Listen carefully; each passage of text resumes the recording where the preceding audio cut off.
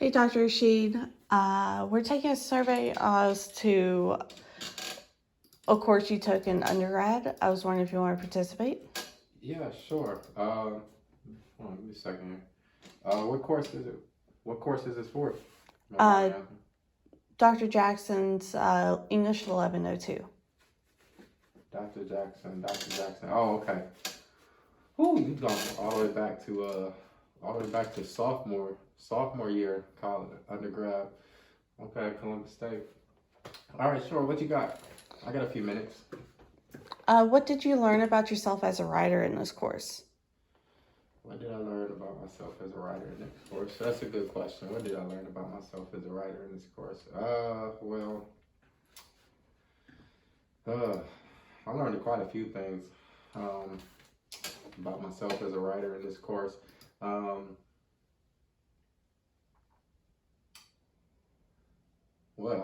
One, I learned that there's a there's a lot more to writing than just actual physical writing or physical typing.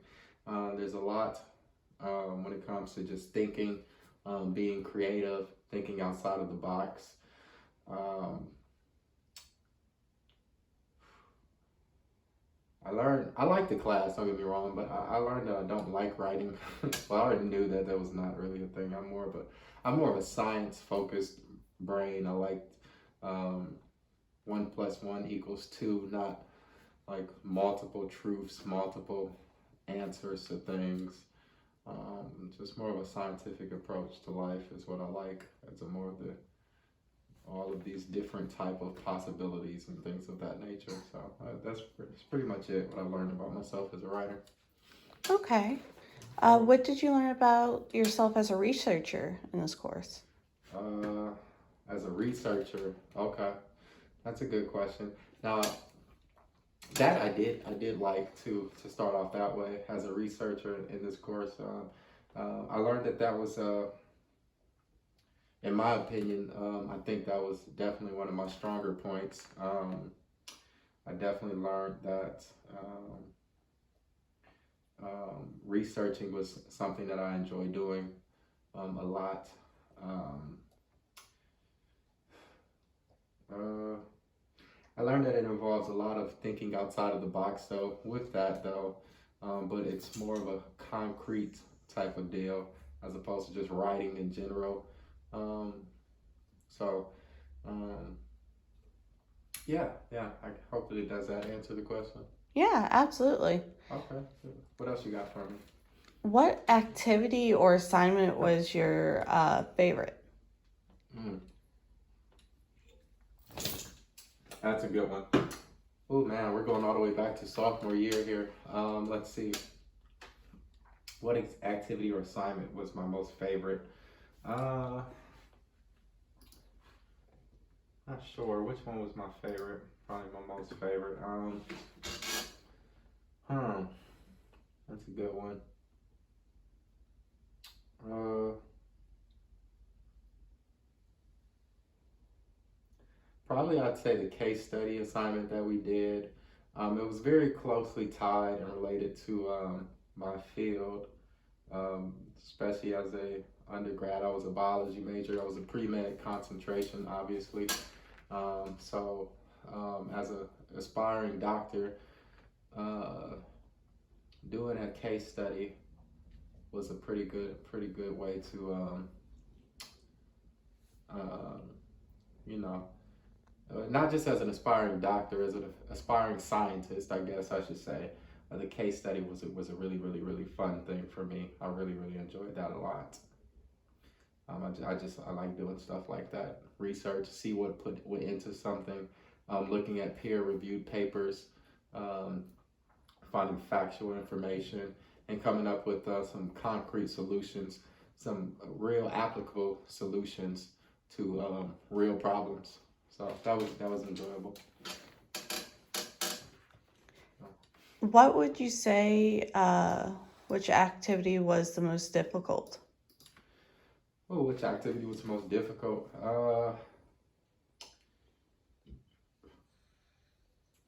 I'm getting old. My memory is not as good as it used to be. Thinking all the way back here. Okay, the undergrad. Okay, I'd say the most difficult for me was definitely the group assignment. I remember we did a group assignment that semester, and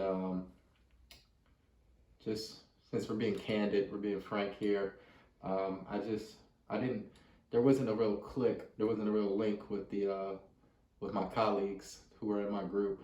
Um, yeah, it's just, we weren't really all on the same page. So we got it done. We got the job done. So that's always a good thing to happen. But it unfortunately left a bad taste in my mouth for the colleagues that I was working with. Um, so I think we'd have a better, not that we had any type of friendship prior to it. I didn't really know them. They were classmates. I didn't even know any of their names. But I think if I was to see any of them, we'd probably have a potential for a better relationship as friends and colleagues in the future if it wasn't for that particular assignment. But it's a good thing though. I feel like sometimes things are a cheap way to get to learn who people are, and that was a very inexpensive, cheap way to learn that these probably wouldn't be people that I want to work with in the future. So that was definitely my least favorite or most difficult, I guess, assignment. Because it's difficult to work with the teammates that I have. So kind of rambly, but hopefully that answers your question there. Which activity or assignment was your least favorite? Well, to be honest with you,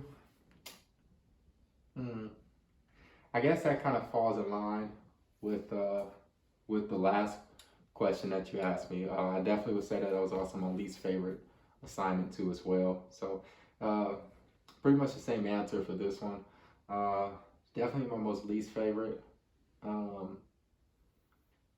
due to the difficulty of working with those particular peers at the time. So yeah, there were some pretty difficult peers to work with, and they definitely in turn made it my most least favorite assignment too as well.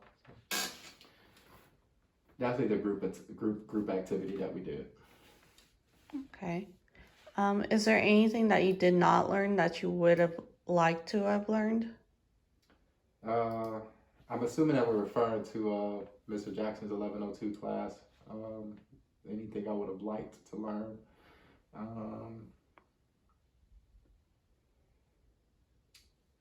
That's a really good question too. Uh, you know, what is something I would have liked to learn? Better means of working with a group. I had a different class at the same time I was taking that class, and the class started off with before we even got into a group assignment was to ways of finding personality traits, things of that nature, learning who your teammates were, learning their strong points as opposed to just getting dumped into it. But I guess that wouldn't be something that you may or may not have done in English 1102. I'm not sure. So I don't know. I'm not sure what we should or shouldn't be learning in a class. So it's kind of difficult for me to answer that question. But I guess it would be better ways of working with group members, especially ones a lot younger than you too, because I was definitely older than all of my classmates at the time. So just working with a less mature crowd. But like I said, I don't know if that's something you would even be learning in an English class. So, but anyways, yeah, that's something I guess I would have liked to learn in that class before getting into a group activity too. What advice would you give to incoming English 1102 students in Mr. Jackson's class? Ooh, what advice would I give? Be organized. Be organized.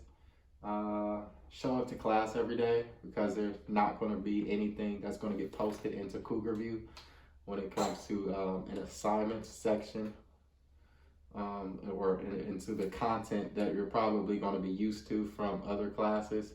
They may seem a little bit more structured, so it's a little bit more unorthodox, I guess I could say, for the class that you'll be going into with Mr. Jackson's 1102 class. So definitely you want to make sure that you're being organized, you're taking really good notes, because you'll want to, depending on the type of student that you are, you'll want to be able to go back and review things, and you know, if you like to make sure everything's nice and neat, you know, within your life, that'll be difficult from just looking at the Cougar View portion of it. So you want to make sure you're coming to class every single day, because you'll miss a lot of stuff that won't get put in Cougar View.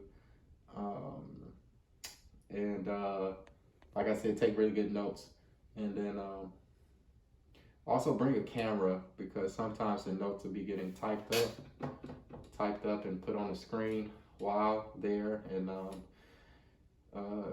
it's a little bit easier just to snap a picture of it so you can go back and review it for later reference. So.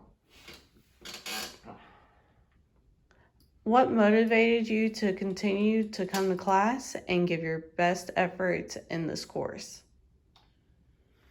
Oh, well, that's a good question. Yeah, of course. Okay, so I would say, and this isn't just exclusive to Mr. Jackson's 1102 class. This is just me in general. So this is just me personally. What motivates me to go to any class is my GPA, to be honest with you, and put my best effort in the course, especially when I have a 4.0. Not to brag or anything like that, but it's nothing of that nature. Honestly, I'm saying it in the most humblest way possible. But it's something that you can't get back if you lose it. So if I was to get a B, especially a high B, like an 89 or something, that would just tear me up in the inside. But it's something I can never get back. So if I was to be in my senior year of undergrad, and knowing that I had one B that was avoidable, that would just absolutely crush me. That would crush me. Especially someone in an honors college. It's honors causa, which means for the sake of honor.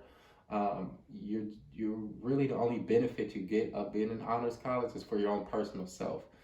It's just what it is, honors causa, which is Latin for the sake of honor. So you're doing this for yourself, for some sort of honor, you know. Especially coming from the background that I'm from, having a GED, and only going to high school for 3 months. I went to freshman year. I can't even call it freshman year. I went to freshman portion of high school for 3 months only. So this was a big deal. This was a really, really big deal for me. To prove to myself, not to anybody else, just to prove to myself that, you know, I'm smart too. You know, that's what I wanted to prove to myself, that, you know, you don't have to have this imposter syndrome, you know, when you're going places. You know, prove this to yourself, and then you can build that confidence that you should be here. You know, you can be a doctor, you should be in a hospital. You know, you can be teaching people, you can be diagnosing people, you can be curing people, you can save lives, you know. And I needed to prove that that lower level step of undergrad to myself. And I felt that having that 4.0 and striving for it, at least giving it my best shot, you know, even if I didn't make it with the 4.0, that I gave it my best shot, and there was no regrets at the end of it. So that motivated me to continue to come to class and give it my best effort. So like I said, it's nothing really that was exclusive to just Mr. Jackson's class, of course. It's just every course I go into it with the same attitude of failure is not an option. Some people have a C as a degree mentality. My wife used to like to say that I had a 99% is a failure mentality. And I do. I feel that way, because if I got a 99% in something, then there's 1% of something I didn't understand. and I need to know what that 1% was. So, anyways, you got any more questions for me? No, that was all. Thank you for your time. Okay, cool. Yeah, well, I appreciate that. I feel special, like I just got some interview here, like I'm somebody important or something, you know. And yeah, I'm sorry. Somebody's, what's going on? Oh, they need me down in the ICU and trauma care. Oh gosh. Okay. Thank you.